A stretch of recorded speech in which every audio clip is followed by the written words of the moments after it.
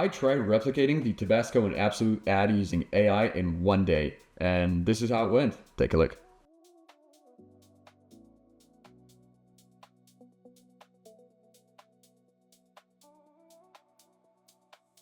I set out a few rules to make this a little more interesting. So rule number 1 is no images or footage from the original.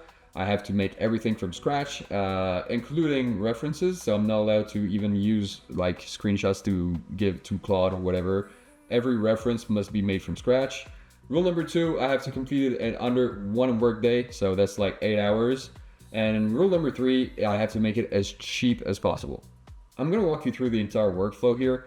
But basically, I know this workflow is not like the best, and it's my first time trying to make something like this, so obviously it's not gonna be perfect, but I'm learning, and hopefully I'll give you some value, or you can steal some stuff that I did if you want to make such a project, or make an ad of your own, or replicate something of your own.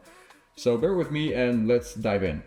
Actually, the first tool that I used was not an AI tool or a computer or anything. It was this note block right here, in which I actually took the time to redraw the storyboard from the ad, because I am not allowed to use footage from the original, right? So I had to kind of like show the model what I was trying to replicate, right? So I first drew the storyboard on paper, and then I ran it through Gemini to actually get an actual storyboard, because my drawings are pretty terrible if I'm being honest. Then I got onto the second part. Alright, and here we are inside of Magnific, which is the website I use to create all my AI stuff. So the whole process starts with a reference sheet, right? So if you want the characters in your video to like look similar and have consistency between the shots, it's good to have like a reference sheet pretty much of the character that you want in a whole bunch of different positions, so the model actually has something to go off of when making all these scenes.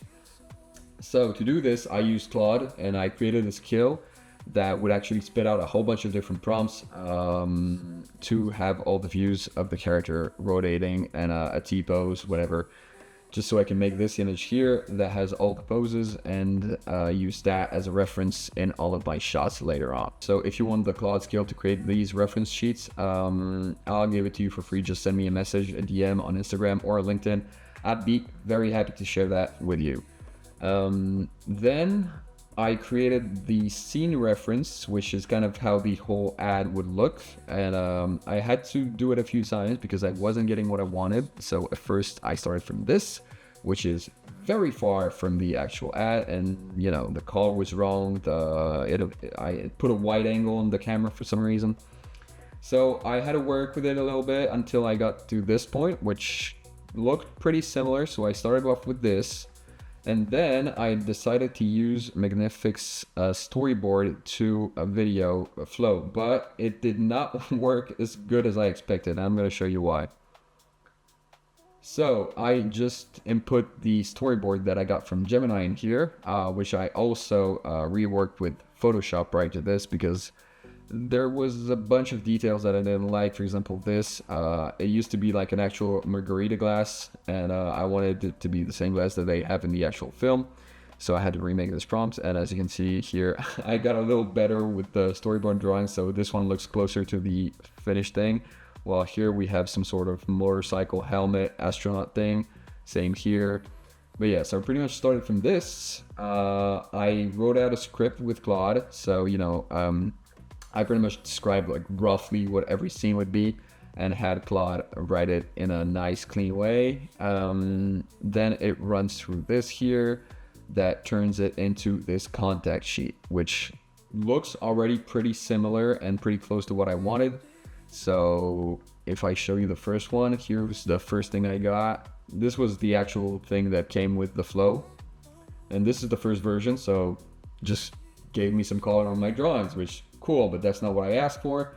So I changed the prompt a little bit and got this. I tried having it do something better, but it kind of lost the plot here, and it got even worse the more I tried. So, you know, I just stuck with the one that was closest, which is this one.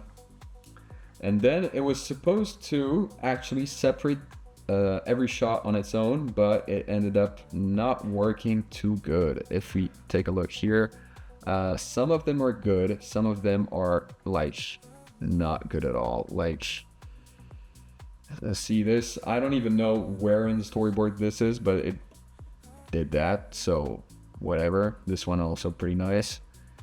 But yeah, so some stuff was good, some stuff was bad, so I thought, you know what, let me just do it by hand because that's probably going to be faster, and it was. So what I did was that I cut up every single shot with Photoshop and upscaled it, right, to have something that was more similar to the end result I wanted.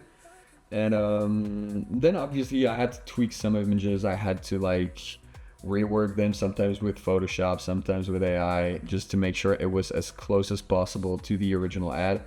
And you know, obviously, again, if you're generating something from the ground up, that's not really a problem, because you can just, sometimes the AI will give you something and you're like, oh, that's actually pretty cool. But I wanted to be as close as possible to the original, so I had to do a whole lot of tweaking. So as you can see here, for example, this was the original. Or no, wait, yeah. So it gave me the right shot here, but it still added the fireball or a lava ball. So I didn't want that, so I removed it with Photoshop, and this was the end result. And yeah, just a few tweaks, like here, for example, the glass was way too big. So, you know, just little stuff like this, just a few adjustments. And then I ended up with the final images that I could actually use to create the video. So I'm going to show that to you right now. So here are the final shots that I used to animate. So as you can see, we're pretty close. Some of them are definitely looking a bit AI-ish, like this one. Yeah, it's not exactly like selling it. And I know I could have done better, but you know, for a first try, I think it's not too bad. Some of them are really cool. Like I really like this one. This one here, you know, obviously you can tell it's not looking very real. They look kind of like toys, whatever. And yeah, this one looks like a painting almost. So, you know, not perfect, but for what I wanted to do, I felt like it was good enough. So I just ran with it. And yeah, then I'm going to show you the actual image to video workflow and how I animated all of this. All right, and here is the last part of the process. I mean, before the editing. So how did I animate all these images into videos? So what I used was Kling 2.5 for the simpler videos and 3.0 for the harder ones, or like the ones that had more details and stuff happening in them. 2.5 is great, but what I noticed is that oftentimes you get videos in slow-mo, so that's not a problem if it's a longer shot and you just speed it up in Premiere. But it costs, I mean, in this website in Magnific, it's actually free. It's unlimited with 2.5, so you can actually create a lot of videos or try out a prompt for free and then create the actual video with 3.0. So that's what I did for a bunch of those shots. When I was sure that the shot was going to look good, I generated it using credits after trying it out for free using the unlimited mode in Magnific. So pretty much all I did here was take the images I generated, feed them through the model, and I got some pretty good results. Some of the videos are really good, like this one turned out pretty nice, like from the first generation. Some other ones got a little worse. Like this one definitely looks really plasticky, so with this one I just sped it up and cut it so it doesn't look this bad in the actual finished product. This one was pretty funny. So, I mean, the guy in the foreground is okay, but the guys in the background are walking on a green screen, it looks like. It looks pretty AI, if I'm being honest. And the first one was just ridiculous. So, you know, it's not perfect by any means, but, you know, trying here, all right?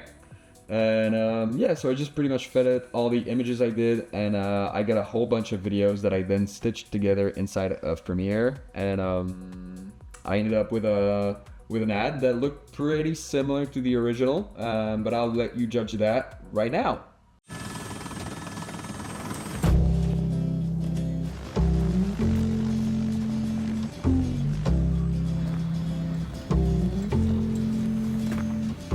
Hey babe, take a walk on the wild side. Said hey honey, take a walk on the wild side.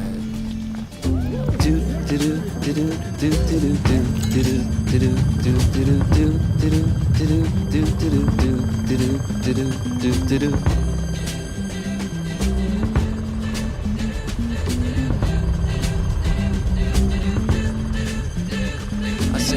babe, take a walk on the wild side.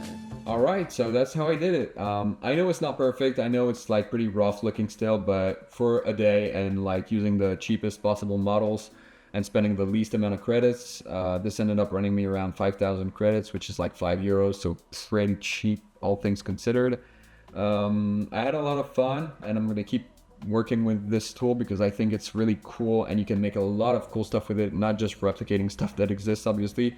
So that's probably what you're going to be seeing next on this channel. And if you want the skills that I used, especially the reference skill and the nano banana skill I use, shoot me a DM on Instagram. I'd be happy to send all that to you.